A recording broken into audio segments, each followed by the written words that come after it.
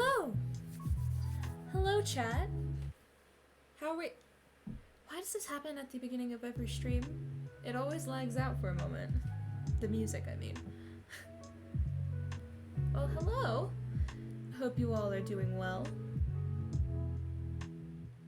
Today, I'm going to be reading some more of Tommyinnit's Clinic for Supervillains. So what's happened in the story so far is Tommyinnit has these healing powers, and he saved a villain's life, and now villains are starting to come to his doorstep and ask for healing. And also, Rambu and Tubbo are vigilantes.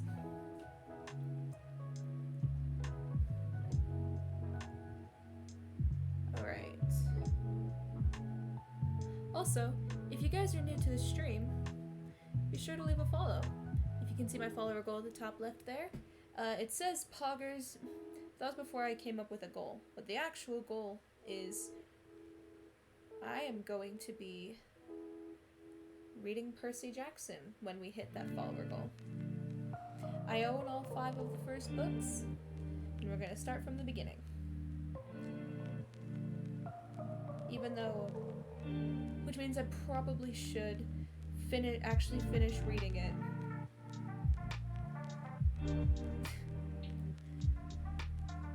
Just so I don't feel like I'm starting all over, you know? Alright. Let's do this.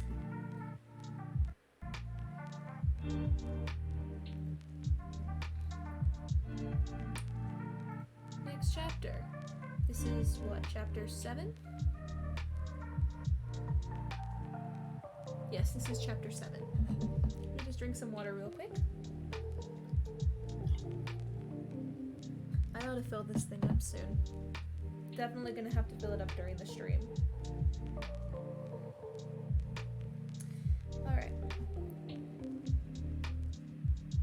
Tommyinnit's Clinic for Supervillains by Bones and the Bees. Chapter 7. New Patients. Trigger warning for this chapter, descriptions of burn wounds, mention of vomiting.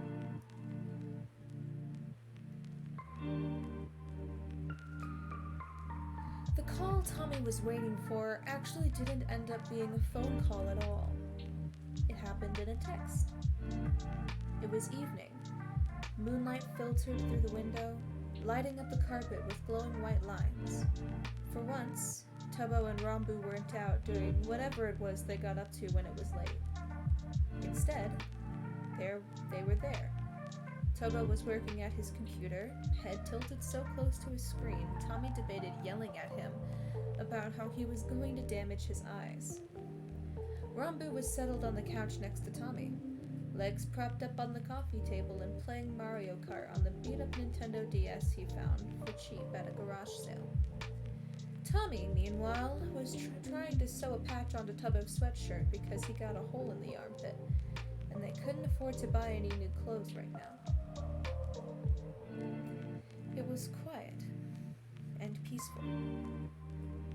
There was a buzz from Tommy's phone. He sighed and put down his sewing needle, digging into his pocket to take it out. When he saw the notification blaring across the screen, though, his mouth went dry. Unknown number. Is this the number for the healer? Fuck. It had been almost 2 weeks since his run-in with Blade and Zephyrus, and Tommy was starting to think they'd given him a break after all.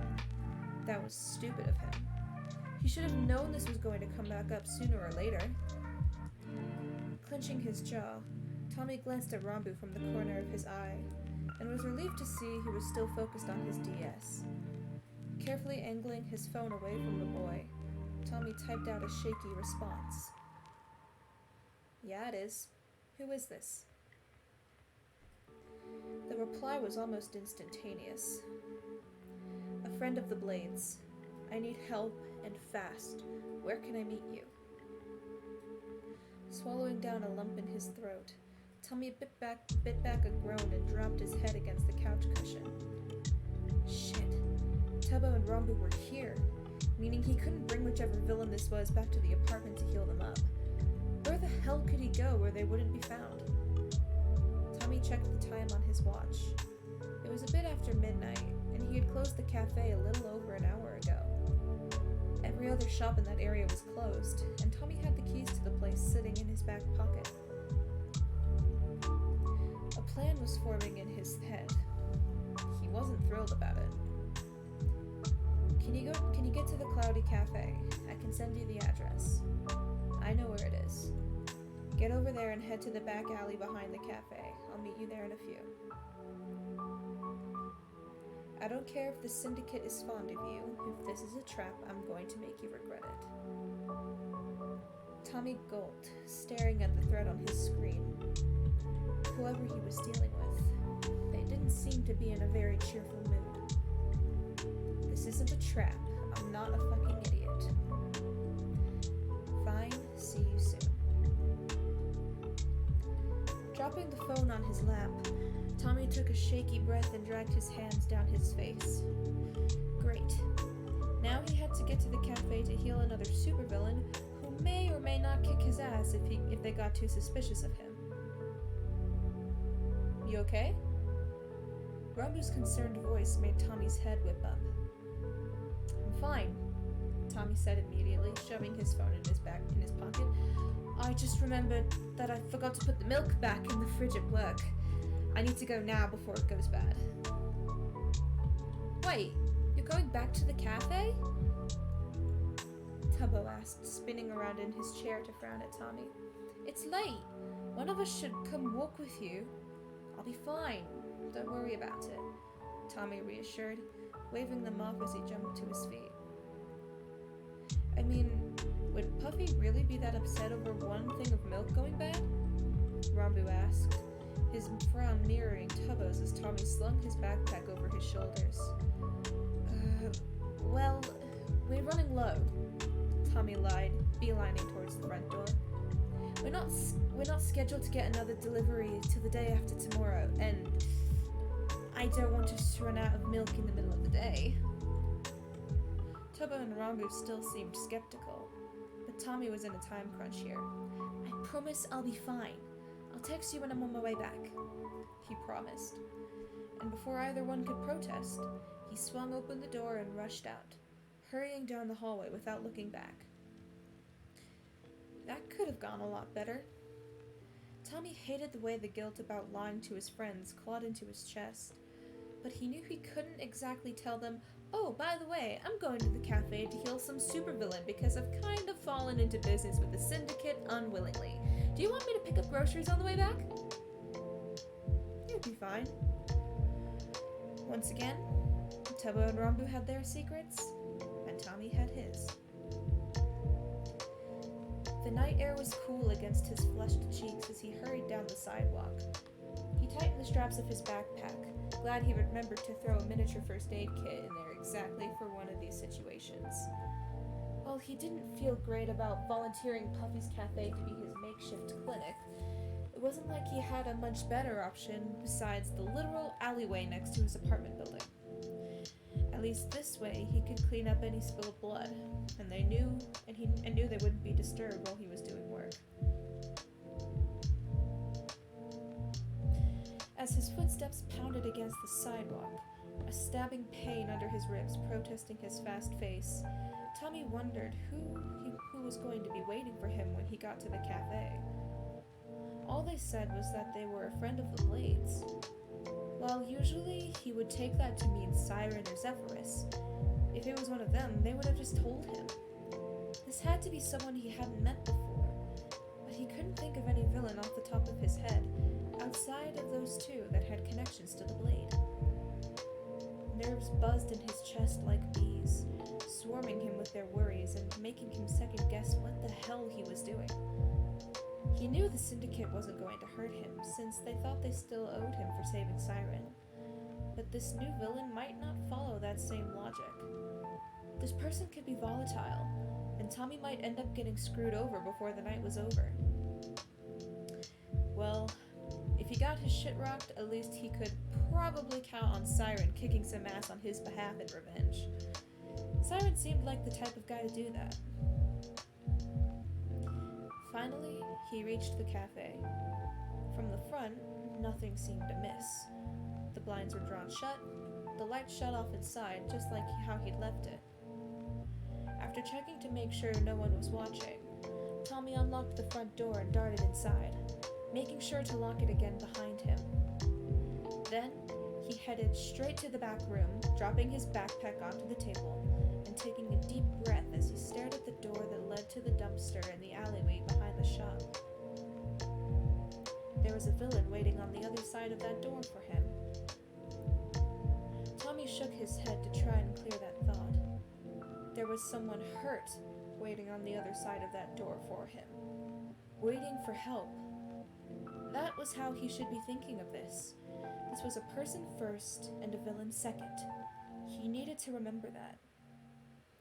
Dragging his hands through his hair, Tommy forced himself to take several deep breaths, counting in his head just like Puffy had taught him. Then, he stepped over to the door to the alley and didn't let himself hesitate before he swung it open. Tommy wasn't sure what he expected to see on the other side, but it wasn't this. There were two people. One was a woman, bright pink hair tied back into a tight ponytail with strands falling loose around her face. Nikki? The upper half of her face was covered by a gold metal mask shaped like a V, with no visible eye holes to be seen. Yet Tommy knew she could somehow see out of it anyway. The only part of her face that was visible was her lips, which were pressed into a thin line, acting as the only thing that betrayed her nerves.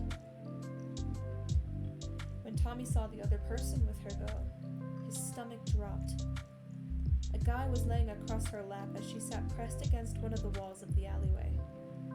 His face was covered by a gray bandana and a pair of goggles with one lens that was red and another lens that was blue. Jack Manifold. But what caught Tommy's attention was his chest. The remains of what had once been a sweatshirt barely clung to his skin, the charred fabric looking as though it had partially melted onto his skin. Burns were littered across his entire torso, and the sight alone made Tommy want to gag. He recognized these two. It was Arson and Iceman are Nikki and Jack. It was Arson and Iceman, two villains that weren't as intimidating as the Syndicate, but were well known nonetheless. Arson, the woman, stiffened as soon as Tommy opened the door. "Are you the healer?" she asked, her voice tinged with metal by the voice change pressed against her throat.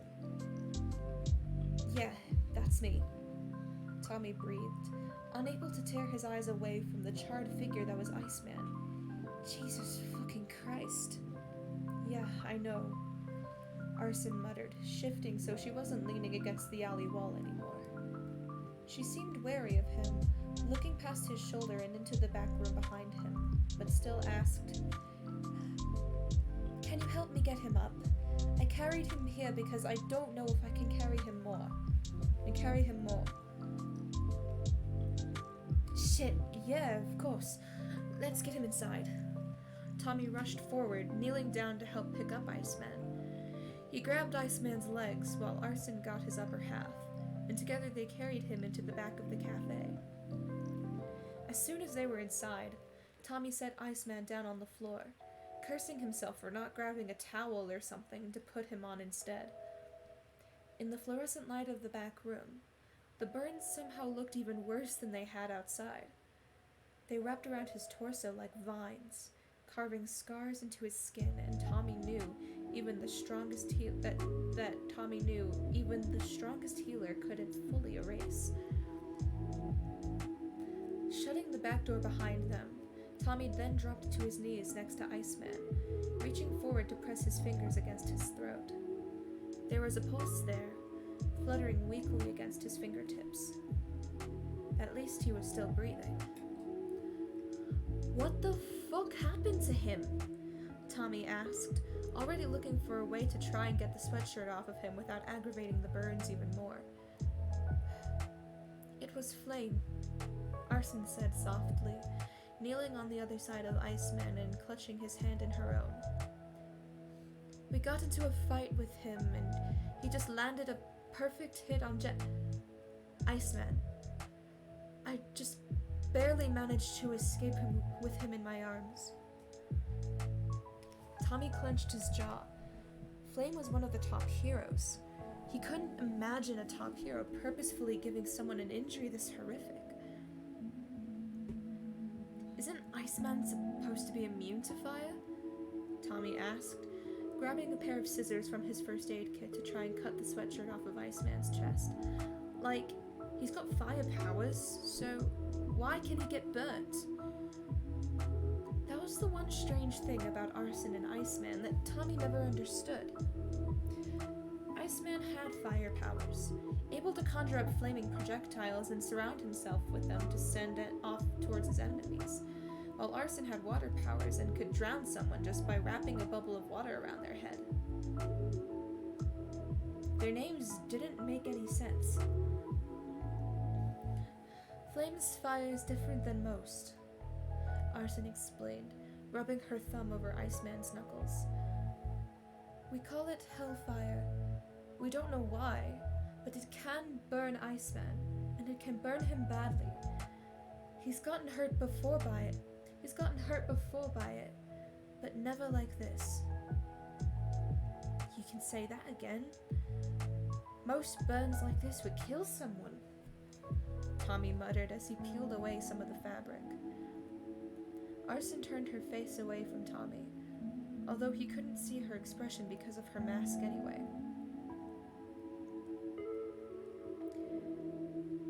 He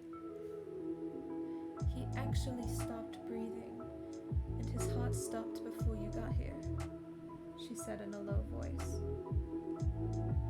But I was able to bring him back.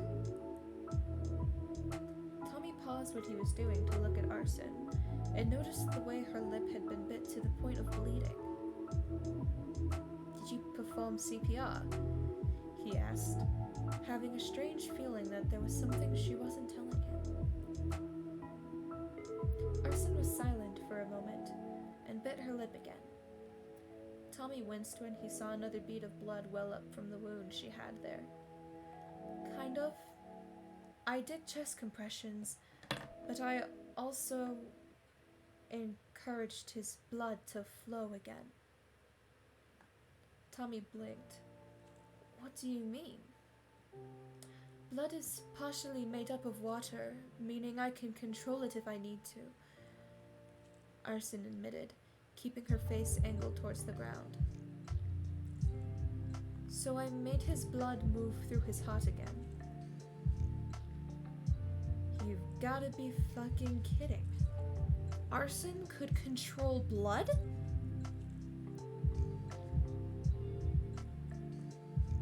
Is that okay?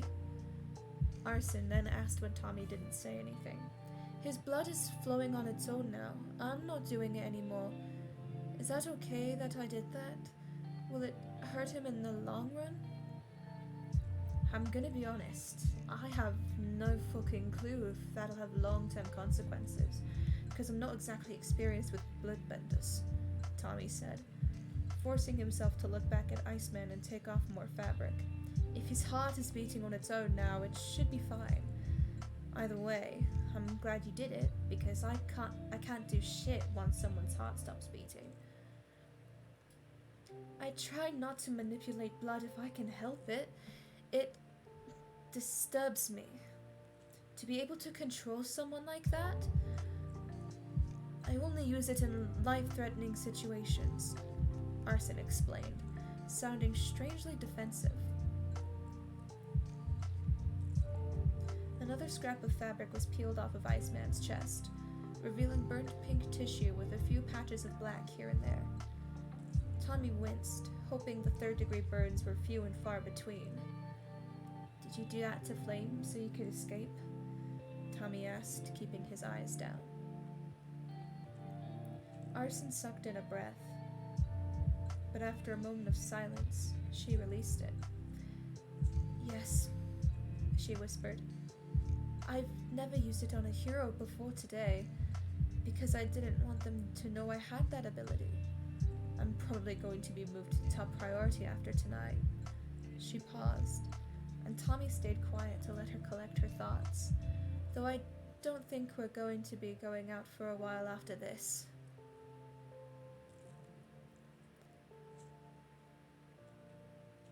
Tommy nodded, setting the last swath of fabric aside. "Yeah, it's probably going to be best for you guys to lay low. I can heal him enough so he's stable, but he's going to need time to heal these burns on his own, and he'll have permanent scarring. As long as he's alive, that's what matters," Arson muttered, mostly to herself. Well, no point in delaying the inevitable. Tommy's gaze skimmed over the burns one more time, and he tried to hide his grimace. It was going to suck ass healing this. Healing the minor burns on his hands from when he worked wasn't a big deal, but something as severe as this was going to take a lot out of him. Taking a deep breath, Tommy placed his hands as gently as he could on Iceman's now bare chest. Then he closed his eyes. Arson stayed silent as he healed Iceman. He heard her soft gasp as his hands began to glow, but didn't open his eyes to see her reaction as he focused on spreading the energy over Iceman's burns. His head began to pound almost immediately, with a strange warmth building up in his hands that quickly became painfully hot. Still, he forced himself to hold on, knowing he only had this one shot to heal Iceman tonight before he was too exhausted to try again. His head throbbed as Tommy's heart pounded in his ears. He was grimacing in pain now, and lights began to dance behind his eyelids. If he kept this up, he was going to pass out. Like with Siren, Tommy stopped right before it became too much.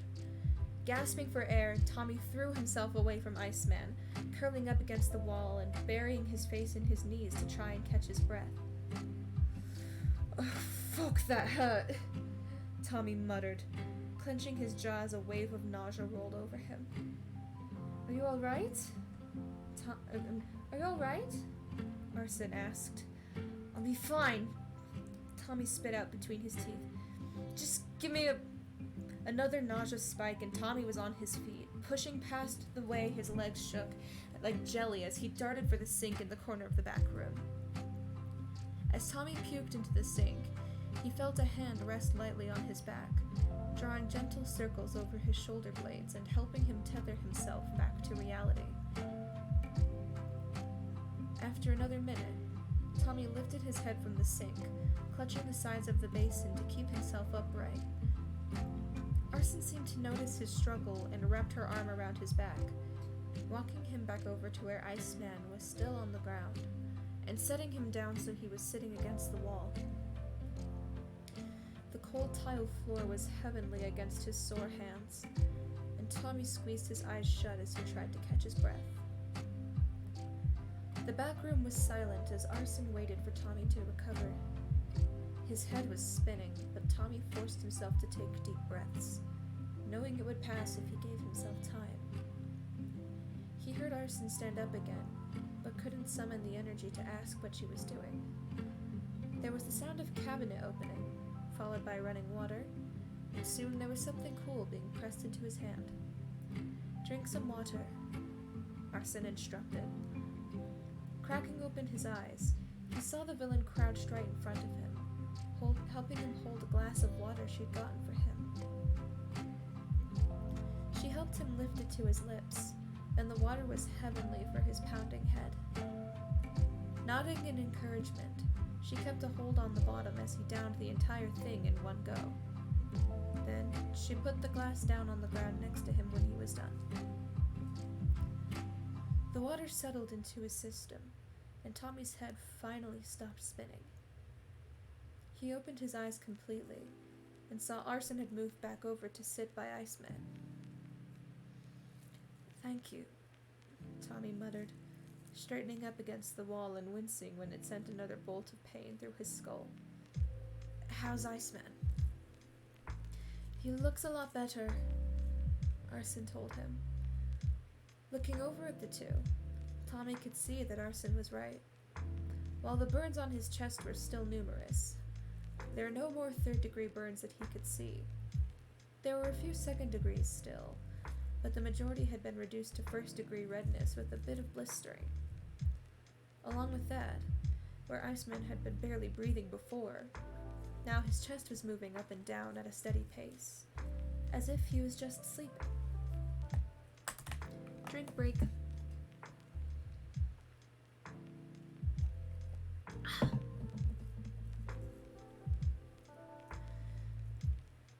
Although Tommy now felt like shit, at least his healing had worked. Iceman was going to live another day. "How long until you're feeling better?" Arson then asked, glancing up at Tommy. Tommy shrugged. "The worst should pass in 10 minutes or so. Then we'll stay with you until then. I want to make sure you can get home safely," Arson said. Tommy opened his mouth to argue, but could tell by her tone that wasn't going to work. Plus, he didn't really have the energy to insist he was fine right now, and figured it wouldn't be bad to have some company while he waited for his head to stop throbbing. "Can I ask you a question?" Tommy spoke up after a moment, figuring this was the opportunity to ask about something he'd always wondered about. "Shoot," Arson replied. "What the hell is up with your names? I mean, you have water powers, but your name's Arson, and he's got fire powers, yet he's named Iceman. Why did you guys do that?" Tommy asked, furrowing his brow.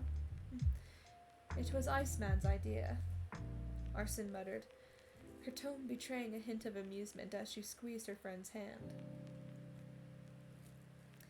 He said we could be like Greenland and Iceland. You know, with how Greenland is actually covered in ice, while Iceland is super green. And they were named that to confuse outsiders? She shook her head, a smile barely quirking at the corners of her lips. "It's ridiculous, but it does take people by surprise, so I suppose it does the job." Tommy snorted. "I guess it works, yeah, but it's still kind of stupid." "Believe me, I'm aware," Arson said, although she was giving a fond smile to Iceman. Silence fell between them once more. Iceman's breathing continued to be steady, a rhythmic in and out of whooshing air as Arson sat quietly beside him. Tommy had no idea how long it was going to take him to wake up, but he wouldn't be surprised if it wasn't for a few hours.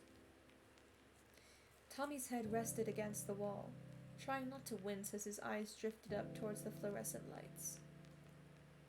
"Thank you." Arson's whisper cut through the silence like a hot knife, demanding attention without any dramatics. Thank you for saving him." The thanks was so sincere, so heavy on Arson's tongue, it made Tommy squirm. You're welcome, but it wasn't a huge deal. Besides, it's not like I have much of a choice in this," he said, laughing awkwardly. "That's not true," Arson said, keeping her gaze fixed on Iceman. "You could have called the cops and had them waiting here for me. You could have called someone when Blade and Zephyr showed up at your apartment. Or you could have left a siren to bleed out in that alley, and no one would have known you were there. But you didn't. You chose to help all of us, despite who we are. That deserves a thanks." Tommy wrapped his arms around his knees. You're making such a big deal out of it. I'm just doing some healing. It's not even like it takes that much out of me most of the time. Arson smiled, but there was something sad to it. You don't understand how valuable you are to us, Tommy. Villains don't have anyone to patch them up after they get hurt. Heroes can go to the expensive doctors they have in Hero Tower. In Hero Tower, vigilantes can sometimes go to the hospital depending on the nature of their injuries, or can find an independent healer and pay them to help. But villains rarely can do anything except patch themselves up and hope for the best. Most healers turn us away, and hospitals usually can recognize the wounds caused by hero fights. If a villain gets mortally wounded, that's usually it for us.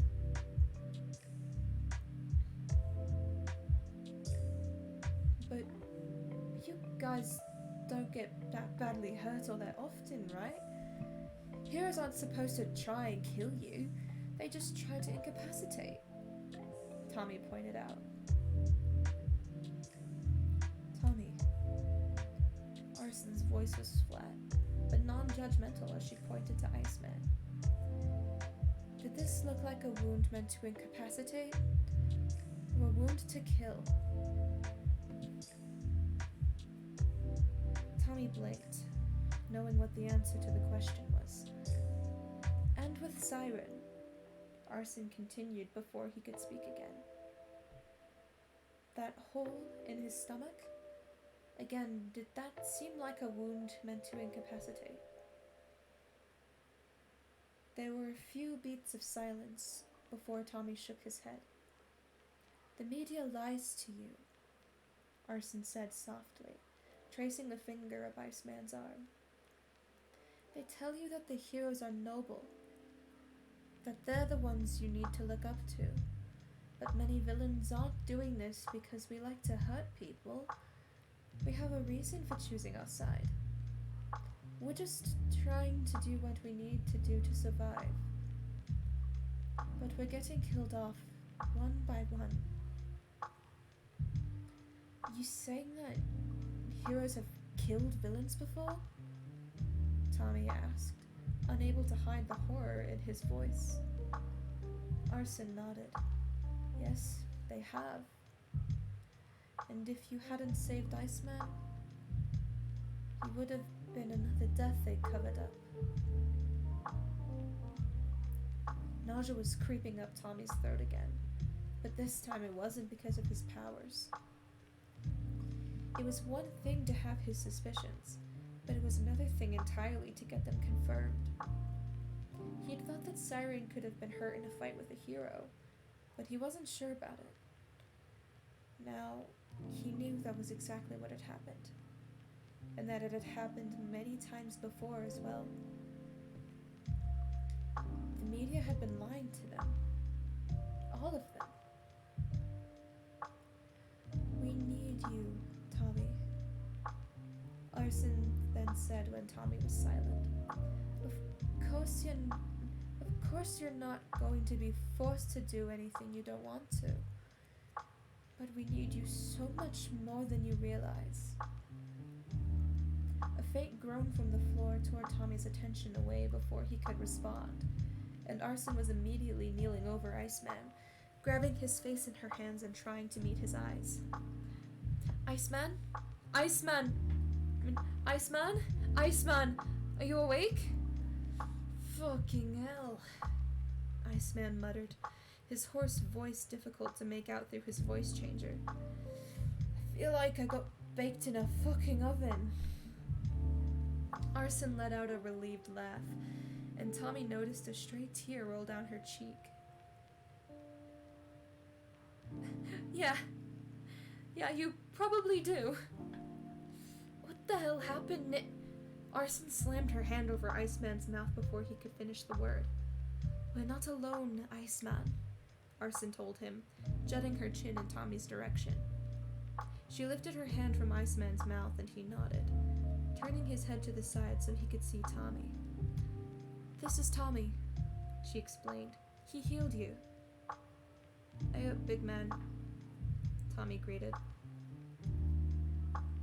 "Hey up," Iceman replied, albeit a bit weakly. "So you're the kid that saved Siren, huh?" Tommy sighed. "Jesus fucking Christ! Does everyone and their mother know about that?" "Everyone in our circle does," Arson told him with a soft laugh. I guess this means a lot of villains owe you one," Iceman commented, making no moves to get up as he continued to meet Tommy's gaze, which includes me. "Seriously, it's fine. Don't worry about it," Tommy grumbled, knowing it was too late to insist that he didn't want to get involved in their world, but still hating the idea of having a favor owed to him because he helped someone. "Well, thank you anyway," Iceman said, nodding at him. "Though I think it's time me and my partner here got going, because this floor is really fucking uncomfortable." Pausing, Iceman glanced around the room, and Tommy could just make out the frown behind his goggles. "Wait, where the hell are we?" "The cafe I work at," Tommy explained, straightening up against the wall as he prepared to stand. "My roommates were home, so I couldn't bring you to the apartment. I do the closing shift here, so I had the keys to this place, and I figured it would be the next best thing." "Convenient," Iceman muttered. It was then he glanced down at himself, noticing the burns for the first time. "Jesus Christ, that ain't pretty." Then his frown deepened. "Wait, where the fuck is my shirt?" I kinda had to cut it off of you," Tommy explained, sheepishly pointing to the fabric strips that sat near Iceman's feet. "I hope you weren't attached." "Aw, damn it, I really liked that one," Iceman whined. "We'll get you another one," Arson reassured him, "but for right now, I think we should focus on getting you up. Do you think you can stand?" It was a struggle for Iceman to get to his feet. He let out a rather impressive string of curses when moving tugged at the burns on his chest, and if Tommy wasn't still a bit dizzy, he probably would have tried to heal him more. Finally, though, he was standing upright, leaning into Arson, who had both her arms wrapped around him. "Can you guys make it back all right?" Tommy asked, having stood up himself and was now leaning against the wall for support. "Yeah, we'll be fine," Arson reassured him. "Though, do you think you could let us change into our civilian clothes? It'll be easier for us to walk down the street that way."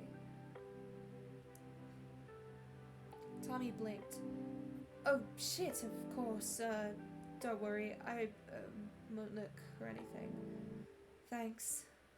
Arson smiled at him, and Tommy felt warm inside. A few minutes later, from the front part of the cafe where Tommy had gone while the villains changed, he heard a muffled call from the back room of, "We're leaving now!" And Tommy yelled back a goodbye. The only thing he saw as he opened the door to the back room was a flash of pink hair as Arson and Iceman slipped out into the alley. Figuring he should give them time to get far away before he started heading home himself, Tommy set about cleaning up the remains of the two villains so Puffy and Foolish would be none the wiser when they came in for work tomorrow morning. There wasn't much blood on the floor thanks to the fact that burns usually didn't bleed all that much, but Tommy still wiped the entire back room down with a mop just in case. He also made sure to clean out the sink he'd puked in, and ended up grabbing himself another glass of water to lessen the headache that was now pounding behind his eyes. He was still dizzy, and his head hurt like a bitch, but Tommy didn't actually actively feel like he was going to pass out, so that was a plus. The only real challenge was going to be getting home, because even just standing for a few minutes to clean up was making his fatigued legs shake violently. While Tommy knew the logical thing to do was to call Tubbo a Rambu, that was going to open up way too many questions about why he was suddenly very ill when he'd been fine less than an hour before. If he could just make it back to the apartment on his own, he could just pretend he was really tired and pass out as soon as he got home. Yeah, he could do that. Hopefully. Shutting off the lights in the cafe again, Tommy stumbled back out to the front of the shop, his keys jingling in his pocket. Once he was out in the cool night air, he gasped in relief, the breeze wicking away the sweat that had formed on the back of his neck. His hands shook as he twisted the key into the lock, his forehead resting just a bit too heavily against the cool glass doors. Shit. This was going to be harder than he thought. Tommy was mentally preparing himself to push away from the door when there was a rustling sound from above. Before he even got a chance to look up, there was the sound of footsteps slamming against the concrete, and Tommy whipped around to see who was there. He didn't expect to find himself face to face with a vigilante. Nuke was taller in person than he seemed on TV, although that was probably because he'd always been standing next to Ender, who seemed to be a literal giant. His gas mask covered his entire face, with yellow lenses over the eye holes. Tommy noticed that the guy had similar hair to Tubbo, with the bleached ends and the overgrown brown roots. Huh. Guess Tubbo's style wasn't as unique as he thought. What the fuck, dude? Tommy yelped as soon as he gathered his thoughts somewhat, still putting most of his weight against the glass doors. You're gonna scare a man half to death like that! Sorry! The vigilante yelped, his voice also tinged by his voice changer. I didn't mean to scare you, I swear! Were you just sitting on the roof of this place waiting for me to come out like a fucking creep? Tommy accused. No, I wasn't! I was just, in the area and I saw you go inside earlier. And since it's so late, I thought I'd just keep an eye to make sure everything was alright. You know, vigilante duties and all. Nuke explained, letting out a nervous chuckle. Tommy narrowed his eyes. There was no way Nuke would have been able to see Arson and Iceman enter or leave from the front of the store, as the alley led out into another street entirely. Plus, a vigilante would ask him if he'd spotted two villains heading towards the cafe, right? This just had to be a weird check-in. He hoped that's all it was. Well, you checked and everything's fine. I work the closing shift of this place and I forgot some stuff, so I had to come back for it. So you can leave now. Tommy snapped, not having the energy to deal with a vigilante right now. You sure? You were in there for a long time, Nuke pointed out. Tommy bit back a curse, trying to think of some excuse he could tell Nuke for why he'd been in the cafe for so long, if he was just grabbing stuff he forgot. I got sick, he finally admitted, figuring it was at least partially true. Threw up and all that nasty shit. So I really just want to go home so I can go the fuck to sleep.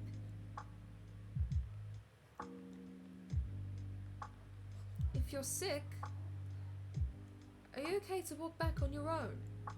Nuke asked, taking a step closer to him. If you need, I can walk you home. I'm fine.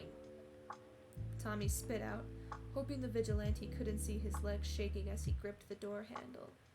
You really don't seem fine, Nuke said, looking him up and down. In fact, you kinda look like shit. Your face looks like shit, Tommy snapped back. You can't even see my face behind my mask, Nuke argued. Yeah, but I bet it looks like shit. I bet you don't get any ladies because they all think Ender's cooler since he's taller than you. Tommy pushed, saying whatever the hell came to mind to try and get the guy to leave him alone. Nuke snorted. not exactly looking for ladies right now, but okay. Oh, you swing the other way? Good for you, man. Live your truth. It's not what I... Nuke cut himself off, sighing deeply and shaking his head. Fine. You want to walk back on your own? I'm not going to stop you. With that, Nuke took a step back, gesturing for Tommy to start walking down the sidewalk. After a few beats of staring down the vigilante, it was clear he wasn't going to leave until Tommy proved he could make it down the street without tipping over. Clenching his jaw, Tommy pushed away from the door, ignoring the way his legs screamed in protest. He managed one step onto the sidewalk, followed by another, but when he went for a third, his leg immediately crumbled under the weight. Before he could fall face first into the concrete, there was an arm grabbing him and yanking him back upright. Tommy leaned heavily against Nuke, thinking it was a bit ridiculous considering how much taller he was than the vigilante. Yet the guy didn't seem to struggle with supporting his weight at all. Yep, thought that would happen, Nuke muttered, grunting as he threw Tommy's arm over his shoulders. Alright, where am I taking you? While Tommy wanted to argue, he knew full well that if Nuke weren't here right now, Tommy would probably just end up sleeping on the sidewalk for the night. Down that way, he said, pointing towards his complex. Nodding, Nuke started in the direction he gave, with Tommy stumbling against him. The two were silent for the few minutes of walking. Tommy was focusing too much on putting his legs in front of each other so he didn't fall again, because the last thing he wanted was for Nuke to pick him up bridal style. After they'd made it about a block, though, Nuke seemed to tire of the silence before he spoke up. So, nice weather we're having, right? Tommy raised an eyebrow at the expressionless mask. Seriously? You're making small talk about the weather. Well, the silence was awkward and I wanted to say something. I'm not an Uber driver you can just be quiet with. You're the one who insisted on helping me home, Tommy exclaimed. Yeah, because you were gonna pass the fuck out if I didn't, Nuke shot back. Tommy groaned. Don't be so dramatic, he muttered, although he knew Nuke was probably right. Where's your tall friend anyway? Don't you guys usually do your patrols together? Oh, Ender? Nuke let out a nervous laugh. He's at home. Things seemed a bit quiet, so I decided to take the patrol on my own. Huh. So the fight Arson and Iceman had with Flame wasn't something Nuke knew about. You didn't hear about anything going on? Tommy pressed. No villain sightings or hero sightings or anything like that? Nuke slowed his walking pace down, turning his head to glance at Tommy. No, I didn't. Did you see something? Tommy debated what he should and shouldn't tell Nuke. On the one hand, Nuke's job was to fight villains, meaning he probably shouldn't mention that Iceman had been hurt. But on the other hand, Nuke wasn't a hero either. He didn't have any obligation to the hero committee, and wasn't as likely to just blindly take their side in any altercation. That was what Tommy had always liked about vigilantes. They weren't bound to the stupidity of the hero committee, but still held people all the same. I thought I saw Arson and Iceman at one point, Tommy said carefully, keeping his tone casual. He was from far away, but I could have sworn I saw them going at it with Flame. You saw Arson and Iceman fighting Flame? Did you report it? Nuke gasped. Tommy shrugged. Like I said, he was from far away, and Arson and Iceman dipped pretty quickly from what I saw. Plus, Flame was there, so I just figured he had it handled. That's weird though, Nuke muttered, shaking his head. I'm usually able to intercept police radio transmissions so me and Ender can find out where shit is going down, but I didn't hear anything about Flame being sent out tonight. Arson's words flashed in Tommy's mind again. If you hadn't saved Iceman, he would have been another death they covered up.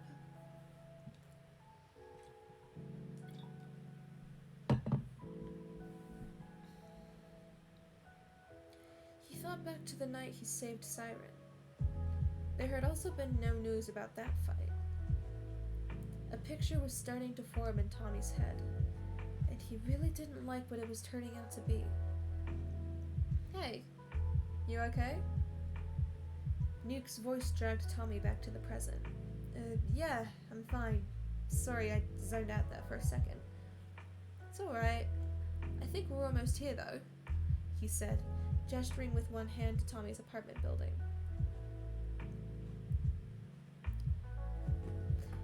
Yeah, this is it, big man. Nuke dragged him up to the front door of the building, and Tommy was actually able to stand on his own as he dug into his pocket for his scanner. So, are you good now? Nuke asked, shifting from foot to foot. Because if you can make it back to your apartment from here, I'm gonna go. Tommy snorted. I'm gonna give you a terrible Yelp review. The vigilante Nuke only dropped me off in my apartment building instead of walking me to my door like a wrongin'. I give him 1 out of 5 stars. Oh, fuck off. I should be getting 5 out of 5 stars for walking a poor sick child home. Nuke shot back, and Tommy could hear the smirk under his mask. Excuse you, bitch. If anyone's the child between the two of us, it's you, Tommy exclaimed. You look like you're 12 years old. What? Is it because I'm short?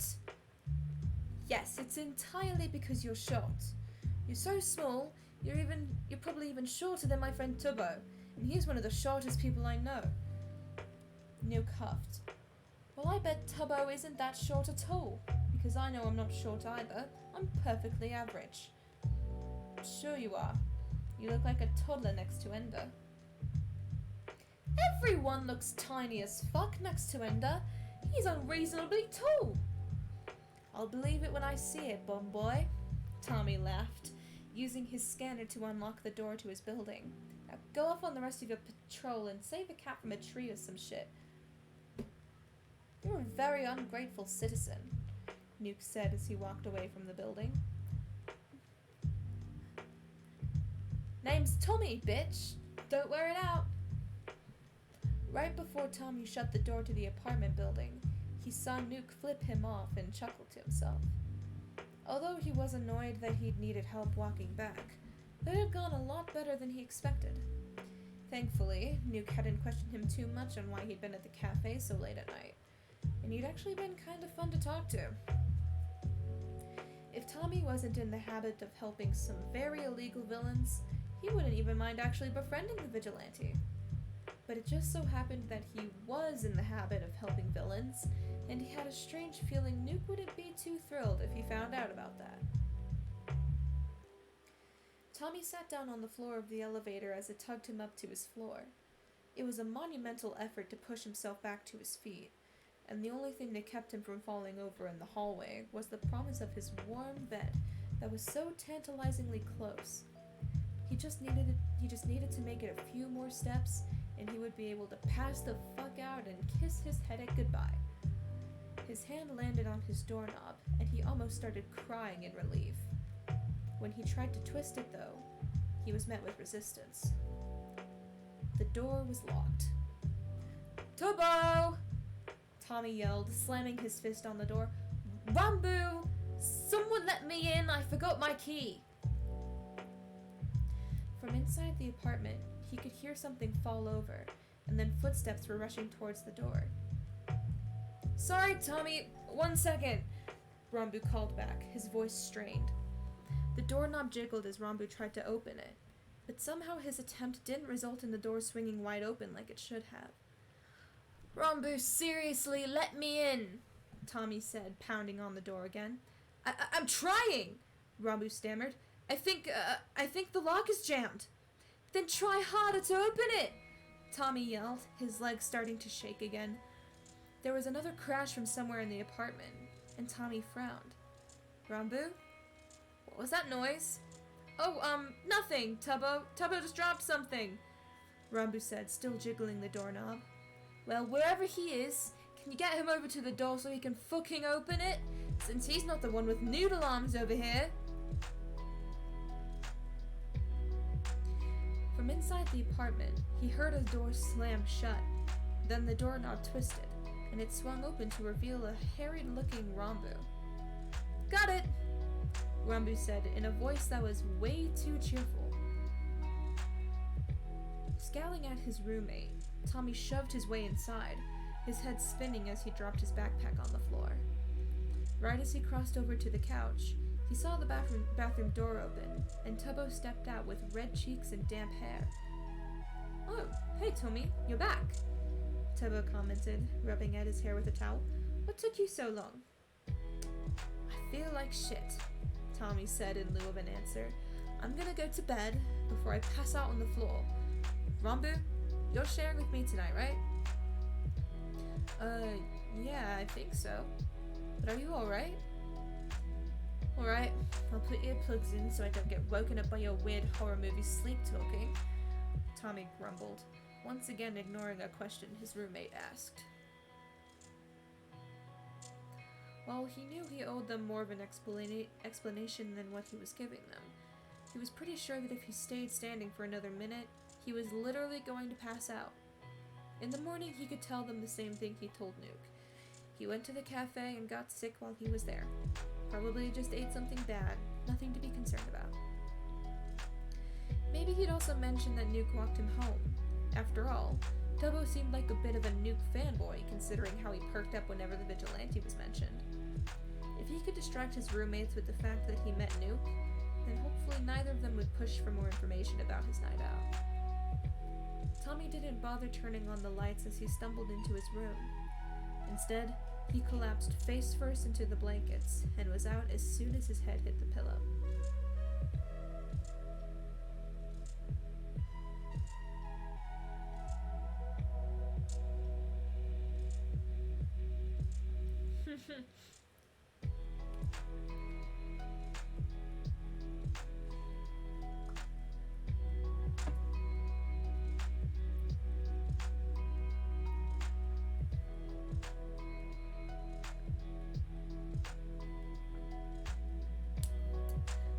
Chapter.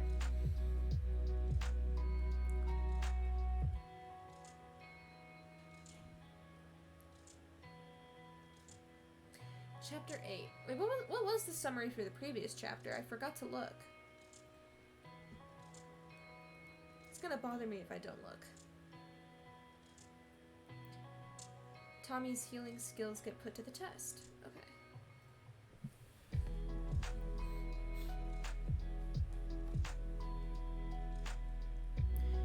Chapter 8. Tommy needs a day off. Summary. The day after Tommy's run-in with Arson and Iceman.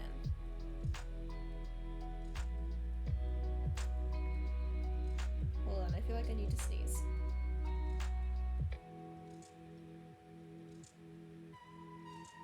It's probably gonna pass. I think we're fine.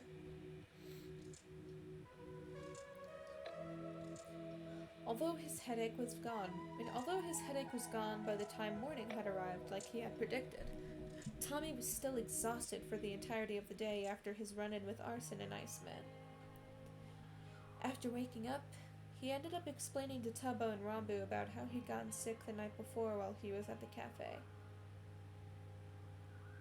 Before either of them could press him about that, though, he brought up how Nuke had walked him home, expecting to get some sort of big reaction out of the two of them that would distract them from any further questions. Suffice to say, that plan didn't exactly work. In fact, neither of them seemed all that surprised about Nuke walking him home. Both of them said it made sense since he had been patrolling the area before, and that it was nice of him to help Tommy get home. In all honesty, Tommy was a little offended on Nuke's behalf. If he had learned that Tubbo had been walked home by a vigilante none of them had met before, he would have certainly had a bit more of a reaction. But no. All his roommates wanted to talk about was if he knew what caused him to be sick, how he was feeling now, and if he still planned on going to work that evening. Which, of course, he was. Just because he was tired didn't mean he could afford to take a shift off. Besides, while he was tired, he wasn't on the verge of passing out like he had been the night before. It was more of a lingering heaviness in his limbs that wouldn't go away. There was a bit of an extra effort he needed to put into lifting his legs, a slight delay in reaction time between his brain and his hands, making it feel as if he was moving underwater. However, while he'd never exhausted himself this badly from healing someone before, he somehow knew that the lingering side effects were going to be gone the next day. Again, he could deal with a little fatigue. He wasn't going to be a pussy about it. Unfortunately for him, Puffy didn't exactly feel the same. As soon as he walked into the cafe for his shift, he spotted Puffy sitting in the far back corner of the shop with Foolish working behind the counter. Before Tommy could walk over to the counter to put his apron on, though, Puffy waved him over. Late afternoon sunlight was spilling into the cafe, turning every inch of the shop into gold. The air was heavy with the rich scent of coffee beans, while the taste of sugar was heavy on his tongue, making Tommy wonder if Foolish had been baking pastries. Puffy was sitting with her back to the window, the sun illuminating the edges of her wild brown and white curls like a halo. "Hi, Tommy," she said as he walked over to the table, gesturing for him to sit. "Hi, Puff," Tommy replied, settling down awkwardly into the chair. "Is everything all right?" "Oh yeah, everything's fine," Puffy told him, her smile almost as bright as the sunlight wrapped around her. "I just wanted to check in with you since we haven't gotten a chance to talk much this week. You still alright doing this many shifts a week? I can cut down if you—" "No!" Tommy cut her off, wincing when the sudden interruption made her flinch. "Shit, sorry. I didn't mean to say it like that. But please don't cut down my hours, Puffy. I really need the money." "It's okay, no need to freak out," Puffy reassured, reaching a hand out to rest it over his own. "I can keep you on your current schedule. It's just... you look really tired, Tommy." "I'm fine," Tommy said, using the hand Puffy wasn't holding to rub at his eyes. "I just got shit sleep last night, but I'm totally fine, I swear." "Are you sure? Because if you ever need someone to talk to, you know I'm here for you. Not just as a boss, but as your friend." Her tone was gentle, but firm, comforting yet solid in the only way Puffy could balance. It had taken a while for Tommy to trust Puffy. From the first day he came to her cafe with a wrinkled resume in his hand, pointing to the help wanted sign on the door with all the desperation of a nearly homeless teenager, she had always been kind to him. She heard him out when he had something to say, and seriously took his words into consideration. She would offer him extra food to take home at the end of every shift, giving calm reasons as to why he should take the food in a way that didn't make it feel like pity. Even so, Tommy fought tooth and nail against her kindness for the first month of working for her, desperate to not become another charity case. But Puffy didn't look down on him. She didn't see him as a poor kid that she just felt bad for. Puffy respected him, more so than any other adult he'd met up until that point ever had. So he knew that when she gave him that concerned look, it wasn't born out of pity, genuine worry. The way Puffy looked at Tommy always made something tight form inside of him, like there was a dam that was waiting to be released.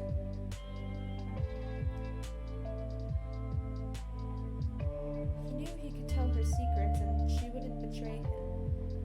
But if he admitted one small thing, he was worried the rest was going to come spilling out along with it. Besides, Buffy probably wouldn't take too kindly to finding out Tommy had used her cafe as a makeshift clinic for 2 wanted villains the night before. She was understanding, but she wasn't a saint, even if she seemed like one more often than not. Thanks, Buffy. I promise I'm okay, Tommy told her, fiddling with his hands in his lap. Buffy raised an eyebrow, and Tommy could tell she didn't believe him. Maybe he could tell her one part. Something small. Not involving the villains, but enough to keep her from pushing further. Okay, well, maybe there is one small thing. Tommy started, dragging his hands through his hair. Tubbo and Rambu have just been really weird lately. They're keeping all these secrets from me, and they're always doing shit together really late at night. It's just bugging me a lot, so I guess it's making me a bit hard for me to sleep. Oh, Tommy, Puffy muttered, squeezing his hand. Have you tried just asking them outright what's going on? Tommy snorted. Well, I did. And first Tubbo said they couldn't tell me yet. Then later on they told me it was because they were getting goddamn married for tax benefits, but I don't think that was the real secret, or at least not the entire thing, because they were still acting super fucking weird. Wait, they're committing marriage fraud? Puffy questioned. Frog! Thank you for the raid! Hello, Frog-Leg Soup viewers. How are you all doing? How was your stream?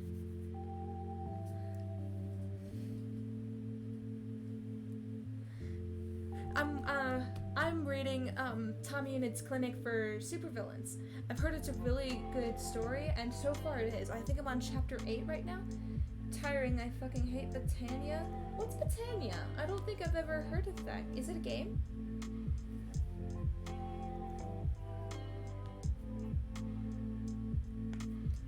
It's a Minecraft mod. Is it like tedious?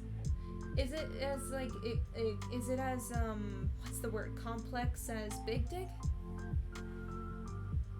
Very? Oh, jeez.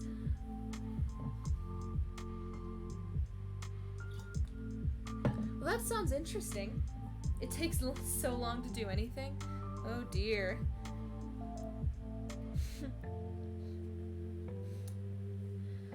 Alright. So, Frog viewers, if you haven't, if you're new to my stream and you haven't followed, be sure to leave a follow, because at 150 followers, I am going to read Percy Jackson. I know that at the top left of the screen, the goal says Poggers, but that was before I came up with an actual goal. So...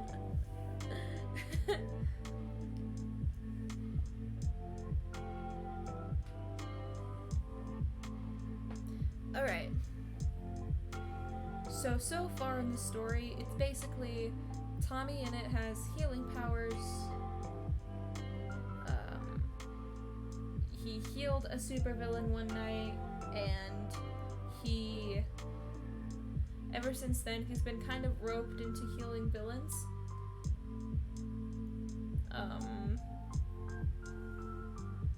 And he's roommates with Tubbo and Rambu, and unknown to him, Tubbo and Rambu are vigilantes. There's a lot of secrets in this.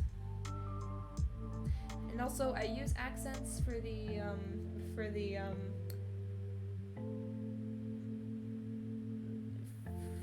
respective characters.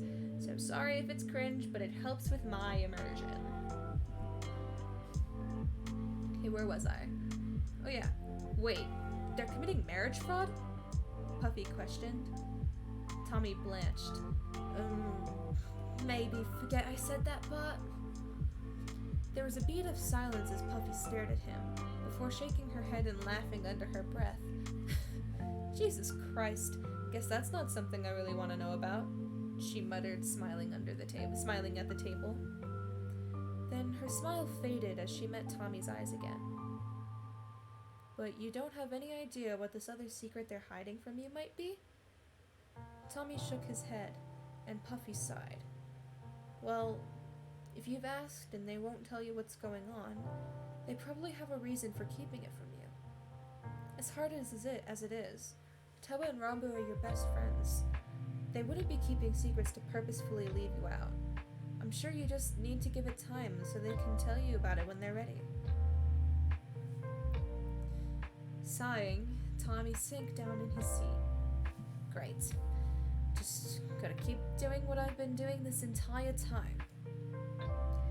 I know it's hard, but try to be patient with them, Puffy told him, squeezing his hand one more time before pulling away.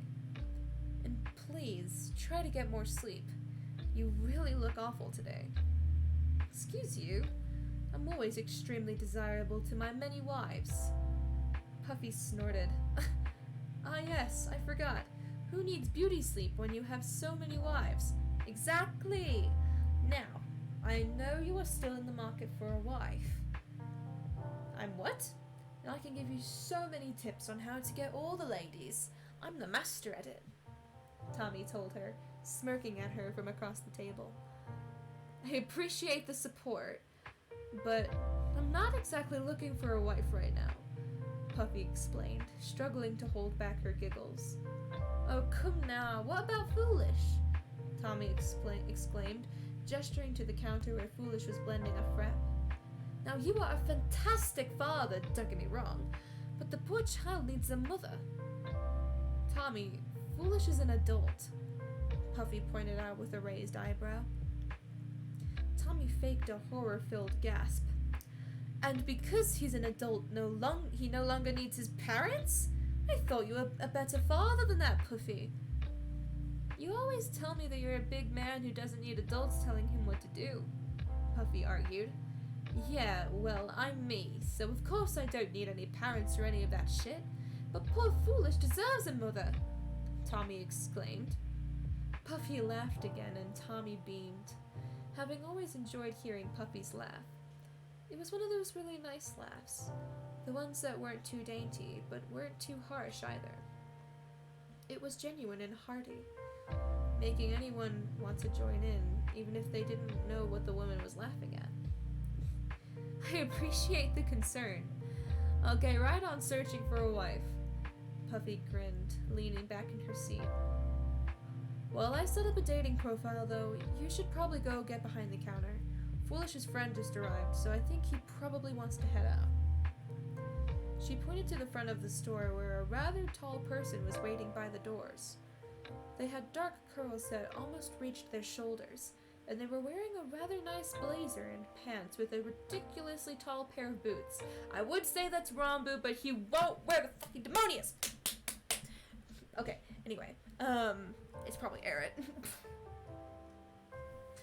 Along with that, they had a pair of dark sunglasses covering their eyes, and Tommy wondered if they were only wearing those because of the setting sun, or if it was more of a permanent fashion statement.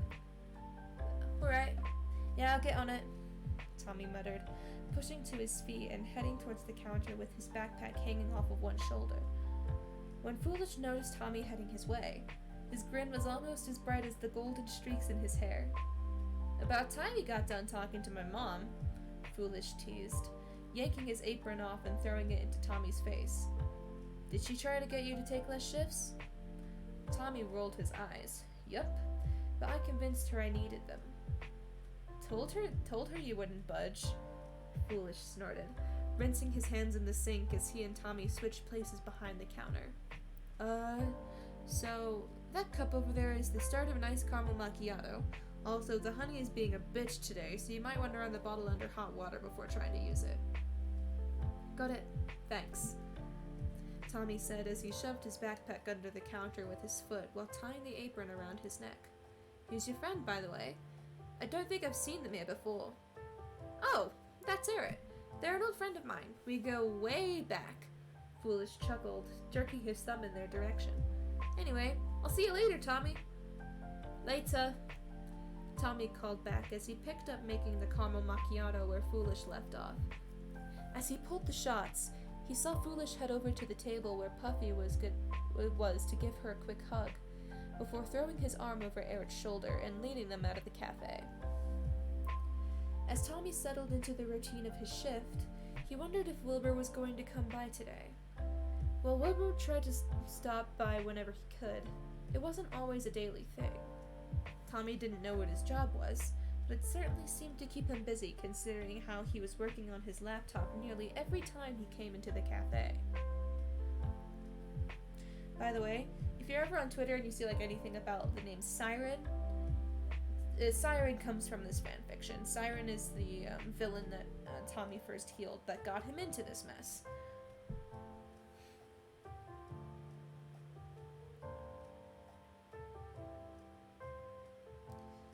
Siren is Wilbur! Anyway. But Tommy doesn't know. He doesn't know, the identities of any of any of the supervillains. He considered that Wilbur could be in business, but the mental image of Wilbur wearing a suit and debating things like stocks and shit made him want to laugh out loud. Either way, Tommy wasn't all that surprised when Wilbur didn't show up to the cafe that evening. It was probably for the better anyway, because Wilbur would definitely notice Tommy's exhaustion and probably question him about it. Puffy left the cafe a little after sunset, telling Tommy she had left a Tupperware container of food in the back room to be his dinner. He thanked her and promised her he would eat it, and went about the rest of his shift trying not to groan every time a new customer came in.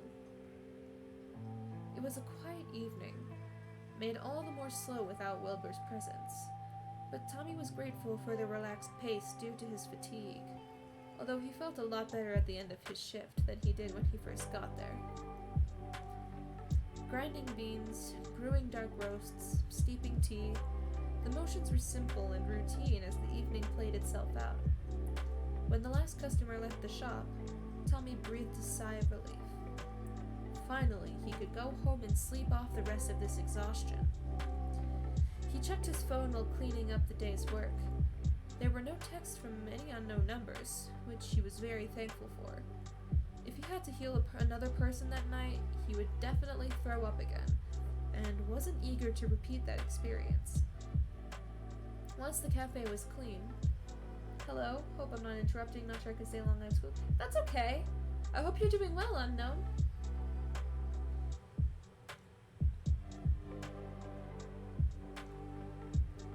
Once the cafe was clean, Tommy turned off the lights and headed out the front door.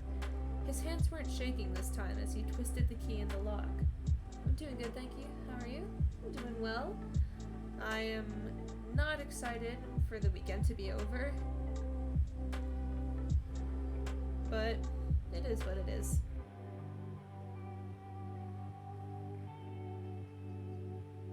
Same. As he twisted the key in the lock, he silently hoped there wasn't going to be a surprise visit from another vigilante.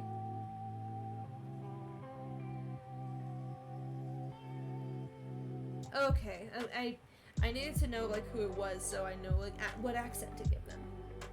"Hey, Tommy." Freezing his hand with his hand on the key, Tommy took a slow breath as he tried to psych himself to turn around and deal with whatever new bullshit was about to happen this time. Shoving the key in his pocket, Tommy turned around and was met with the blindfolded gaze of Siren. Well, at least it wasn't a vigilante. "Now what the fuck do you want?" Tommy asked without preamble. It had been ages since he'd last seen Siren, and in that time frame, he'd had to deal with Blade, Zephyrus, Arson, and Iceman. All because Siren had thought it would be a good idea to give his information out as if he was a service to be hired. Oh, he had some words for the villain standing in front of him. "Hey now, why so hostile?"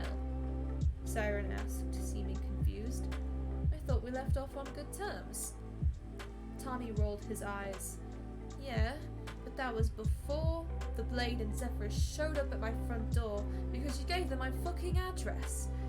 He snapped, leaning against the doors to the cafe with his arms folded over his chest. Siren grimaced and awkwardly reached a hand up to fiddle with the ends of his hair. Shit, yeah, I did do that.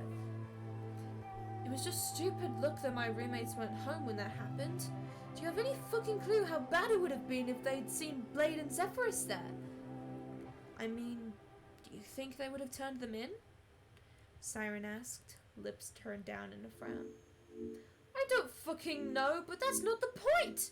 Tommy exclaimed. The point is that I don't want my roommates to get involved in this shit. I didn't want to get involved in your world in the first place, but obviously that's too late now. The least I can do is make sure the two of them don't get dragged in with me. The more Tommy spoke, the angrier he got. The frustration he'd had towards Siren had been building up inside of him for the past few weeks, and that, combined with the fatigue still weighing down his limbs from the night before, was a bad combination for his temper. Siren was obviously taken back by Tommy's anger. Shit, dude, I'm sorry. Seriously, I just... Siren paused, tugging at his hair. I wouldn't have told Blade and Zephyrus about you if Zephyrus hadn't gotten hurt. I just wasn't in a place where I could go help them. And Blade called me telling me Zeph was hurt and that they weren't going to be able to make it back home, and Another pause. I panicked. He finished in a weak voice. Tommy narrowed his eyes at him. So, you hadn't been planning on making me your personal healer after I saved your life that night? No! Siren balked. I swear it wasn't like that. I just knew Zephyrus was hurt and wasn't able to help. So, I thought of you. He sounded genuine. And truth be told, Tommy knew it didn't matter all that much at this point anyway. He was involved now, and after talking to Arson the night before, he knew it wasn't something he could just stop doing.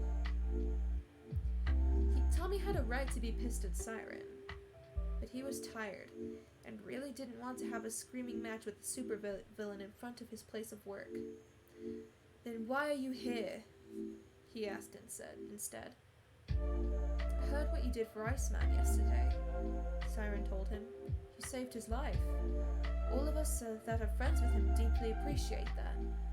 But I wanted to apologize because Blade had no right to give your phone number to Arson without asking you first. And the only reason he knew who you were in the first place was because of me, so it's my fault you were dragged into this at all. I know that's not what you wanted, and I'm genuinely sorry for that. Well, that was pretty much exactly what Tommy had wanted to hear from Siren. All the anger left his body in one rush, making his shoulders drop and his scowl fade. I appreciate the apology, but it's fine. What's done is done. And I'm glad I was able to help Iceman, Tommy said. And honestly, I had a feeling giving my number to the Blade was going to lead to something like this. So I'm not really that upset about it. I've basically made my peace with it. Siren's frown turned into something sadder. You don't have to say it like that. If you don't want to do this, no one's going to force you into it. No one's going to force you into it. Tommy snorted. Don't think the Blade would agree with that, but alright. Don't worry about the Blade, Siren said, his voice hardening. If he gives you any trouble, I'll handle him. Oh. Well, that was good to know. But even with Siren giving him an out, Tommy had already made his decision. Yesterday when I was healing Iceman, Arson and I had a talk, Tommy began, eyes falling to the ground. And she explained how villains like you guys get hurt. And like how when villains like you guys get hurt, there's no one you can turn to. If I hadn't been around yesterday, Iceman would have died. So are you saying this is something you want to do? Siren asked. Or is this a guilt trip? Because you shouldn't feel guilty for anything. You have no obligation to help us. We've been taking care of ourselves for a long time before you came along. I want to do it because it's the right thing to do, Tommy said evenly, staring at the place on Siren's blindfold where he guessed the man's eyes would be. I don't know why you're trying to talk me out of this. I thought you'd be happy to hear you get to have a healer on call for you and your friends. Sighing, Siren shuffled over to the doors of the cafe and leaned against them, so that his and Tommy's shoulders brushed. I am grateful, don't get me wrong, but you shouldn't be caught up into something like this. You're a kid. You should be able to keep living a normal life without worrying about all the stupid shit we villains get ourselves into. Why the hell do you care so much? Tommy asked, frowning at Siren. We've only met twice. It's not like you know me or anything. There was a moment of silence as Siren stared at him, a strange weight settling in the air between them. It was as if Siren wanted to say something, but couldn't seem to make the words come out of his mouth. Finally, Siren shook his head.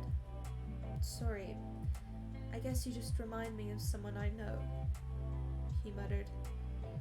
Tommy wasn't sure how to respond to that, so he stayed silent as Siren scratched his chin in thought. There was another beat, and Siren's shoulders slumped. Fine. If you're absolutely sure that...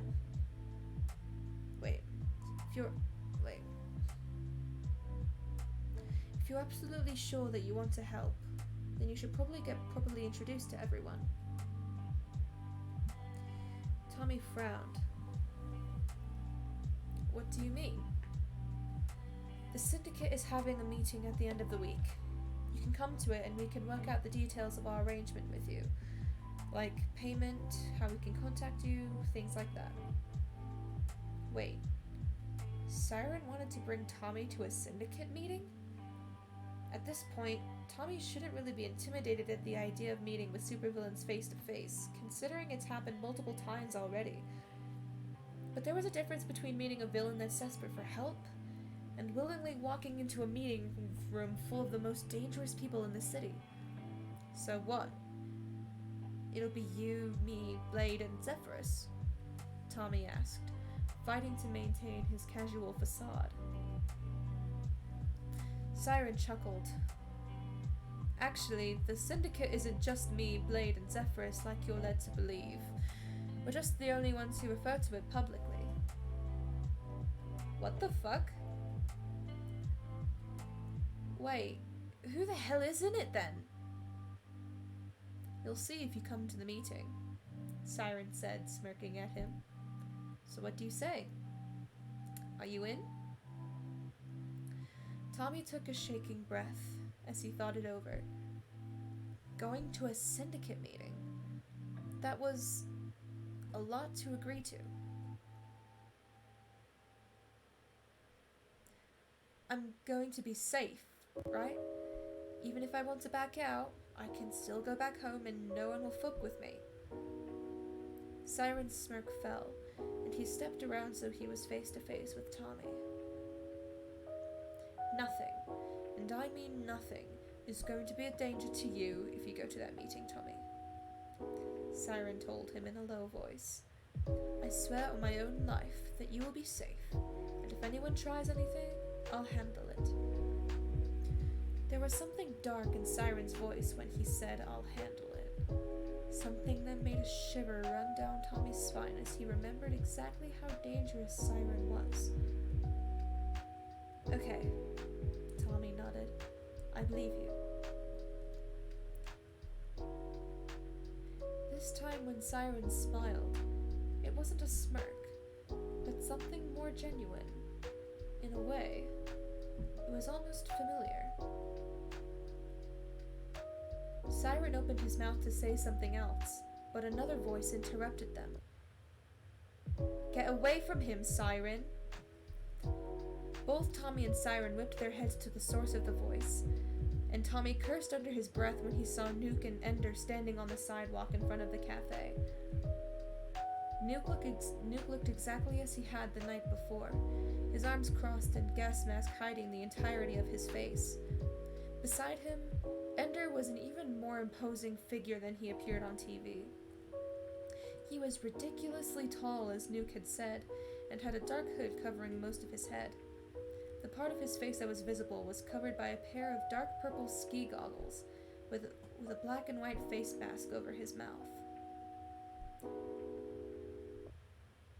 Not to mention, there was something that was inherently off about Ender. It was difficult to look at him directly. Purple particles floated around his head, and trying to stare at him made Tommy's eyes hurt in the way that watching TV static did. He was a bit fuzzy, as if he wasn't fully there. Either way, Tommy was not happy about this development. Vigilantes were exactly the opposite of what he needed when he was trying to work out a business deal with a supervillain. "Oh great, it's you two," Siren grumbled, turning around to face the two of them while standing in front of Tommy. "I'm not looking to cause any trouble tonight, so you could just both head on out of here before I make you." Neither Nuke or Ender seemed fazed by the threat. "We don't want to make this a big deal either. Just let the boy go, and we'll be on our way," Ender said in a deep, flat voice. "Let him go? I'm not holding him hostage." "Wait, let him go? I'm not holding him hostage," Siren explained, sounding almost amused. "A bit hard to believe," Nuke commented, his tone casual despite the fact that he was shifting from foot to foot. "What? You expect us to think you're just having a friendly chat with some random kid? Okay, Tommy had enough of this." "For fuck's sake, I'm not a fucking kid!" Tommy exclaimed, drawing all eyes to him. "Nuke, Ender, I appreciate the concern, but Siren's not lying." Nuke stopped his shifting. "Wait, what?" "Yeah, I'm not a hostage. We were just..." Shit, how did he explain what he was doing with Siren without telling the vigilantes they were working together? "Having a chat? Why were you having a chat with Siren?" Ender asked, his voice dripping with suspicion. "And how do we know he just hasn't used his power to make you say you're not a hostage?" Nuke added. Tommy blinked. "How the hell would I even prove that? I'm not a fucking hostage. Siren just owes me a favor." While Tommy would really just like to forget about the favor thing entirely, he knew that the two vigilantes understood the favor code that existed among the hero-villain vigilante population. If they knew a favor was involved, Nuke and Ender would also know that Siren had no intention of hurting him. Then, hopefully, they would back off. "Why would Siren owe a civilian a favor?" Ender questioned. "That's none of your business," Siren growled, cutting in again. "When there's an innocent civilian being cornered at night by a supervillain, it kind of is our business," Nuke countered. "I don't care if there's a favor involved. Back the fuck off." Things were escalating, and Tommy was getting nervous. He could see how Siren's lips had twisted in a grimace, while Nuke's hands were clenched into fists at his sides. If Tommy looked close enough, he also thought he could see a faint yellow glow starting to shine from Nuke's palms. Shit, that couldn't be good. Apparently, Siren noticed Nuke's hands as well, because he let out a harsh laugh. "What are you going to do, Nuke? Gonna blow up at the innocent civilian you're trying to protect?" Siren asked in a mocking tone. Not exactly," Nuke replied. Then, before Siren could respond, Ender disappeared from sight in a flurry of purple particles. Suddenly, Tommy felt rough hands grabbing him, yanking him backwards from Siren. It felt like Tommy was falling. His stomach swooped as the world went dark for 1 second and reappeared in the next. His vision spun as he stumbled, glancing around to realize he was standing across the street from the cafe where Nuke and Siren were still having a standoff. Ender was grabbing onto his arms. Snarling, Tommy shoved the vigilante back. Drink break.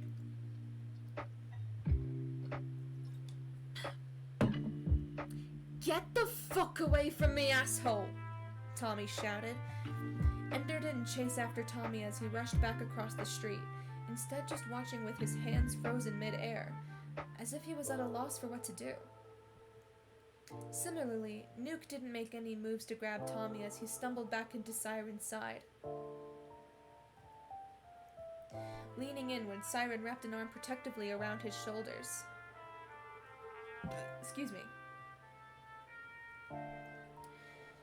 In a blink, Ender reappeared next to Nuke, and the glowing in Nuke's hands immediately died down. What the hell is the matter with you? Tommy hissed, glaring at Ender. What makes you think you can just grab a guy and teleport him without warning him first? Consent, asshole! It's a thing. I'm sorry, I just thought... I told you idiots I'm not a fucking hostage! Tommy hissed, his head still spinning from teleportation. Ender curled in on himself, as if he was embarrassed.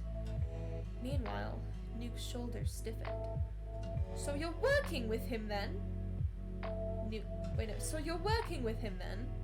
Nuke asked, his voice lacking the teasing warmth it had the night before. What the— No! I'm not working with the goddamn supervillain! Tommy exclaimed. He owes me a favor, and that's that. I'm not gonna tell you why, but trust me when I say, I know he's not gonna do shit to me. So can you please, for the love of fuck, leave us alone? Nuke and Ender shared a look. Even without being able to see their faces, it was obvious that they were both very confused by the situation. Tommy couldn't blame them. He knew that to an outsider, seeing a random teenager talking to a supervillain in the middle of the night didn't exactly imply the best things. But now he kind of felt like throwing up because of Ender's stupid fucking teleportation. So the only thing he wanted at the moment was for the two vigilantes to get away from him. A few beats of silence hung heavily in the air between the four of them. Before Nuke and Ender could make a decision on what to do, though, Siren's hands came up to cover Tommy's ears. Both Nuke and Ender's hands moved towards their ears, presumably to cover them, but they weren't quick enough. Leave now. Tommy managed to lip read from Siren's mouth. It was like watching two puppets be strung up. Both Nuke and Ender stiffened, their backs straightened as they turned on their heels without saying a word. Then they walked the opposite direction of the cafe, and Siren dropped his hands from Tommy's ears once they were out of sight. As soon as they were gone, Tommy's shoulders dropped in relief. The absolute last thing he wanted to do tonight was have to heal more burn wounds, this time on Siren. The thought alone made his head throb. Are you okay? Siren asked, still keeping his arm wrapped around Tommy's shoulders. Yeah, I'm fine, Tommy mumbled, rubbing his eyes. That fucking teleporting shit Ender does sucks ass, though. Thought I was gonna throw up or something for a second. Well, to be fair, that would have been a good way to get Nuke and Ender off our asses. Siren chuckled. Tommy snorted. Oh yeah, I could have thrown up right on their shoes and turned into a Karen on them for being shitty vigilantes. I cannot imagine you as a Karen, Siren said. A big S, I can be such a great Karen when I want to be. I work with Karens all fucking day. I've mastered their behavior at this point. Tommy bragged, smirking at the villain. One of these days, you're gonna have to show me your Karen impression, Siren chuckled. But while I'd love to stay and chat some more, I have some other business matters to attend to this evening, and you should probably get home before my power wears off and Nuke and Ender come back. I just hope they don't try to question me or anything, because God knows that'd be fucking annoying, Tommy grumbled, rolling his eyes. The smile faded from Siren's face at that. Look, I don't expect Nuke and Ender to do anything to you, but Vigilantes can be volatile. If they start bothering you in any way that feels like it could be an actual threat, contact me and I can take care of them. Tommy's eyes widened at the implication. A rock dropping into his stomach. You don't mean that you will kill them, do you? That would only be a last resort, but I don't think it would come down to that, Siren told him, which really didn't help the nerves clawing up his throat. I like vigilantes. They try to be what the heroes are supposed to be, so I try not to hurt them too badly whenever we get into fights. But if they were to ever hurt you, then I wouldn't hesitate to take them down. Siren was protective of him, even when it came to vigilantes. It shouldn't have been as much as a surprise as it was, given that Siren had already emphasized several times that night that he wasn't going to let anything hurt Tommy. But it was still strange to hear. Gulping, Tommy nodded. Alright then. Got it. It was then another realization occurred to him. Wait, how am I supposed to contact you? Oh shit, I almost forgot. Digging into his pocket, Siren pulled out a cell phone. Usually I just use one of those fake number apps when I contact someone by phone, but if we're going to be talking to each other regularly, then I think we need an alternative. Tommy nodded. It made sense that Siren didn't want to give him his personal number. What do you have in mind? Do you have Discord? Siren asked. Huh? Discord. Siren was asking Tommy for his Discord. You use fucking Discord? Tommy barked out a startled laugh. Of all the things, Discord is gonna be the way I secretly message a supervillain. What's wrong with that? Siren frowned. Nothing's wrong with it. Nothing's wrong with it. It just wasn't what I was expecting, Tommy said between giggles. I mean, Discord isn't exactly a professional app for this kind of stuff. Why don't you use something that's encrypted? Hackers could read your messages, you know. Siren scoffed. That's literally why we use it. No one is going to think that a supervillain uses Discord to talk about shit. And if they do hack our messages, they'll probably just think it's like those weird role plays people do on Twitter. Well, Siren had a point there. There was somewhat of a fan base for certain villains on Twitter that enjoyed role-playing as the villains themselves, which Tommy didn't understand in the slightest. Still wasn't as bad as those people who photoshopped flower crowns onto serial killers, but it had similar energy. I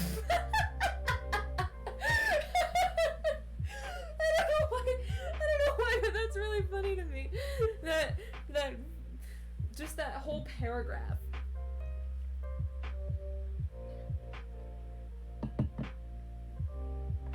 Okay. Fair enough, I guess, Tommy snorted. Here's my tag. He held up his own phone to show Siren his user, and after a few moments of Siren typing it in, he got a friend request from someone with just the username Siren and a solid black profile picture. You're so fucking lame, man, Tommy muttered as he accepted the friend request, smirking at the villain. Excuse me. Shut up, gremlin child, Siren said, punching his arm. Anyway, I need to go now. Try not to die on your way back. Maybe we can VC while I walk, Tommy called teasingly. Use the rhythm bot to listen to some tunes together. Siren flipped him off as he walked away, his dark coat fluttering behind him in the breeze. Once he disappeared around the corner, Tommy turned toward his own apartment and headed off. The walk home was, thankfully, uneventful. He kept an eye out on the rooftops, watching for any flashes of movement against the dark stars to make sure Nuke and Ender weren't going to follow him back. He also kept his phone in his hand, thumbing over Siren's Discord profile in his phone. It was literally just the name and nothing else, but it was still hilarious to Tommy that he had one in the first place. Finally, he arrived outside his apartment building with half-lidded eyes and heavy limbs. The The elevator ride was a haze as he stumbled to his door, this time having made sure to remember his key so he didn't have to deal with Rambu getting the door stuck again. Tubbo and Rambu were sitting in the living room when Tommy walked in. He grinned at both of them as he dropped his backpack on the ground. Hey guys, sorry I'm late again. I swear to fuck that stupid espresso machine is gonna be the death of me, he told them, knowing they were going to ask about his late arrival anyway. Where he expected Rambu to give him a sympathetic smile and Tubbo to huff and roll his eyes before launching into a story about his day, instead he was met with sadness coloring Rambu's gaze, and coldness masking Tubbo's. That sucks, Tubbo said in obviously fake sympathy, something angry curling around his voice. Seems like that espresso machine breaks a lot. Yeah, it does, Tommy muttered, squirming underneath the heavy stares directed his way. I keep telling Puffy she should get a new one, but she insists it's fine. Guess she really should, Tubbo hummed, glaring at him while leaning back against his back in his desk chair.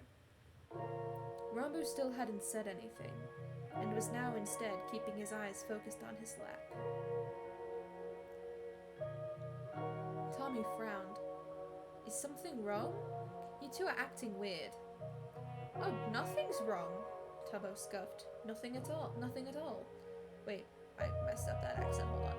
Oh, nothing's wrong, Tubbo scoffed. Nothing at all. What the fuck?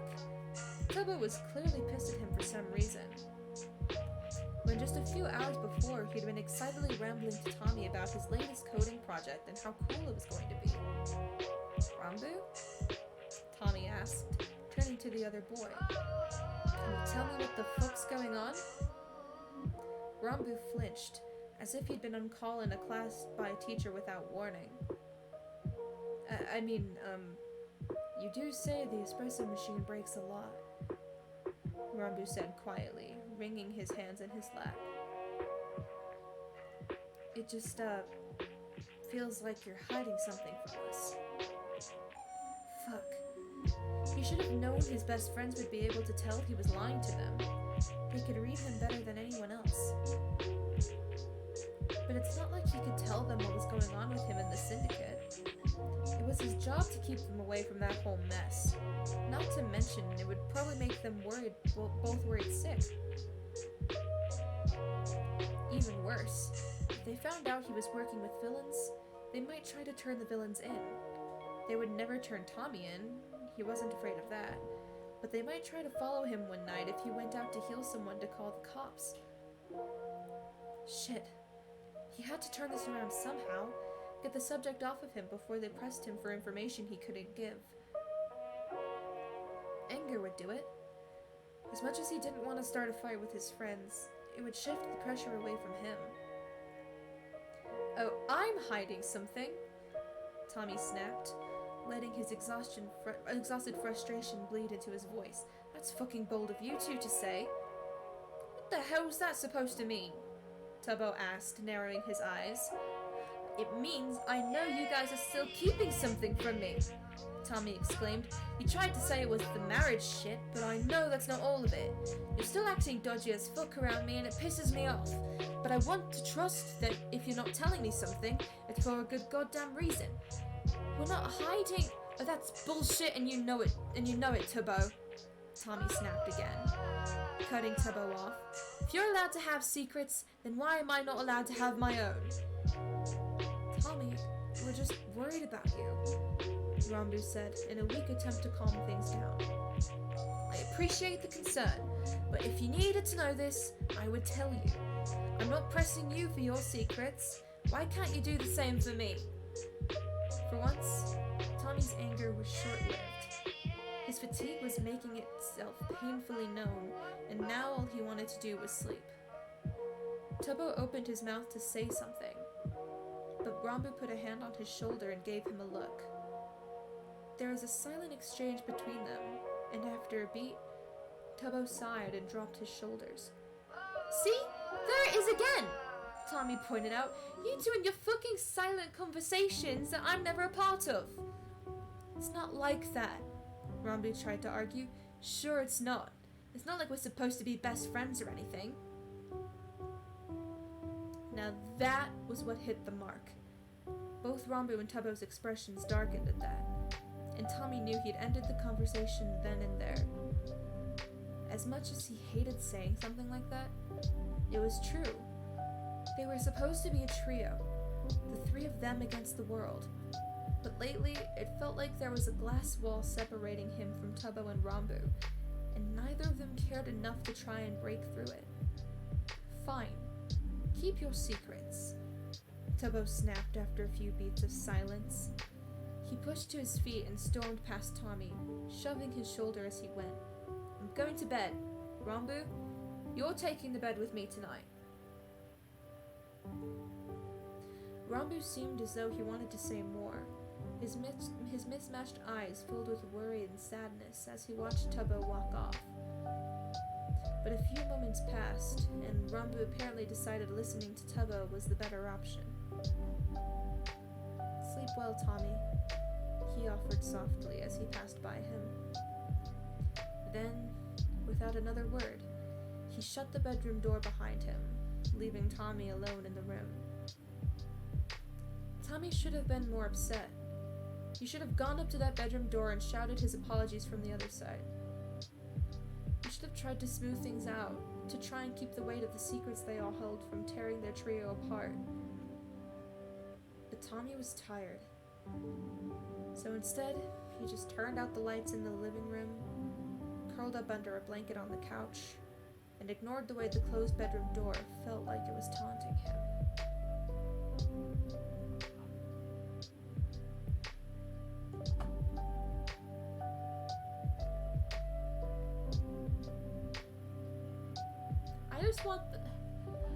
I just want them all to tell each other their secrets without any repercussions, but obviously I know that, like, that's not gonna happen, and and shit's gonna hit the fan, and I just, can they all just be happy families together, please?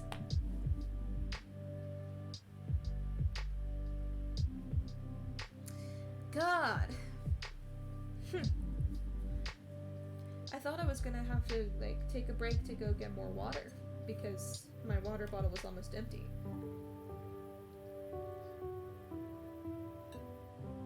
Well, is empty now.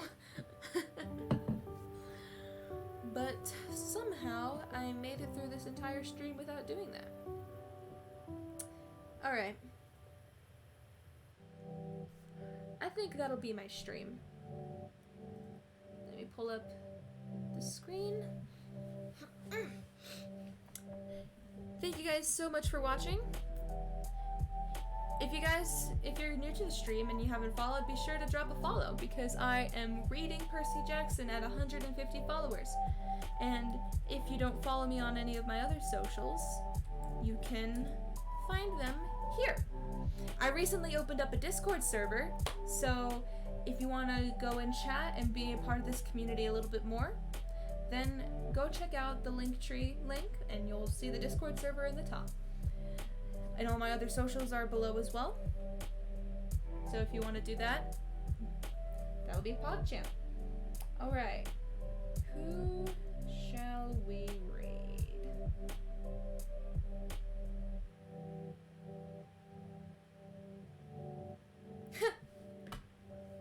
You know, for the lulz.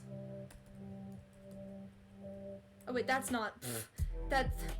I clicked /raid and I instead of clicking /raid, I clicked the user's name.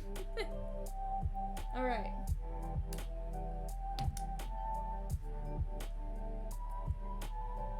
He's doing a subathon, Akko. So if you wanna check that out, join the raid. Thank you guys so much for watching. Hold on a second. I'm gonna just one moment. I wanna wait a couple moments before I want it to hit like 10:30. Or maybe not. I'll probably not really wait until 10:30. Shit, I might have... I've already said what time zone I'm in sometimes. It's fine. Yeah. Gigi Acco's doing a subathon. He's been doing it since like last week, almost a week. At 48 hours, every sub is 5 minutes added to the timer. So if you want to cause a little bit of chaos there, join the raid. Thank you guys so much for watching, and I will see you guys next time. Bye-bye!